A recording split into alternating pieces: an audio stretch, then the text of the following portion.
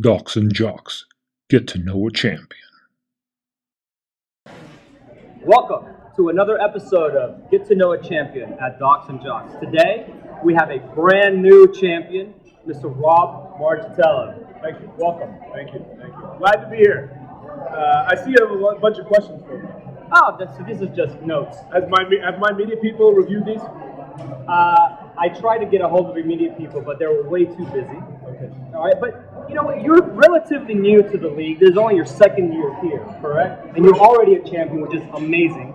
But we don't really know a lot about you because, you missed last year's draft, and then before that it was COVID. So why don't you just start by telling us a little bit about yourself, like how long you've been married, how many kids you have, things like that. So, grew up in Canada, married for 20-something years. I should know that, I don't. 4 kids, 16 through 10, 2 boys, 2 girls. Been living in Houston for 15 years, and auto draft's the best thing out there. Apparently so. What do you do for a living? Where do you work?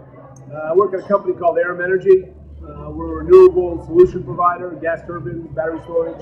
That's amazing. And you travel from here to Netherlands right now, is that correct? I have been until they locked it down a couple of weeks ago. But yes, I spent a lot of time in the Netherlands. Is that why you missed the draft last year? No. I was actually at a soccer tournament in Dallas. For one of your children? My daughter, who used to play with Natalia. Okay, well, that's understandable. It's okay. So, you are a fast rising star. You have shot out through the moon. How do you expect that star to crash and burn next year? Well, it depends if you draft another good team or not. That's a good point. So I appreciate all the effort you put in. Thank you. I will give you your due. I guess I can take some credit. The reality is, for me, all that mattered was beating Sebastian O'Brien. So, a mission accomplished. Mission accomplished, sir. Now, it was definitely a tough year for me, and I bet it was a really tough finals for Brian, thinking he had it in the bag when he really didn't. Let's talk a little bit about the auto draft. Why did you? We talked about why you missed, but you're in some other leagues, correct? Yes. How many other leagues do you play in?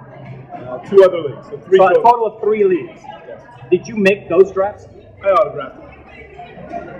So you're a habitual auto drafter, is what you're saying? And it tends to work. So you're basically a draft dodger. I am Canadian. Very good points. I really don't have much to say here. Well, I will say, I played in 2 other leagues and auto-drafted. And out of the 3 leagues, I did win 2. 2 out of 3 leagues. The one league that you did not win, who did you play? You didn't have to ask that, did you? My wife knocked me out. Your wife. Can we show a picture of his beautiful wife that knocked him out of the league he did not win? Yeah. Wonderful. That's wonderful. Yeah. That must have been a tough lot. Does that kind of level you off for the year? You won 2, but then you lost to your wife. How does that? I've been playing fantasy in different leagues for about 6 years, and I don't think I've ever finished higher than 4. So I can't say auto drafts actually really works, except this year. This is a big year for you. All right, so I don't know if you've seen the media outlets out there, but they are a lot of talking heads are out there talking about auto draft this, auto draft that, and how it's not really a legitimate win because you didn't pick your top players. I mean, granted, they have a point because the guy that won you on Monday night, Harris, was an auto draft player who took you over the top to beat Bryant. What do you say to those naysayers? Well, someone actually pointed out in our group discussion that one of the ads is actually who won me the pick.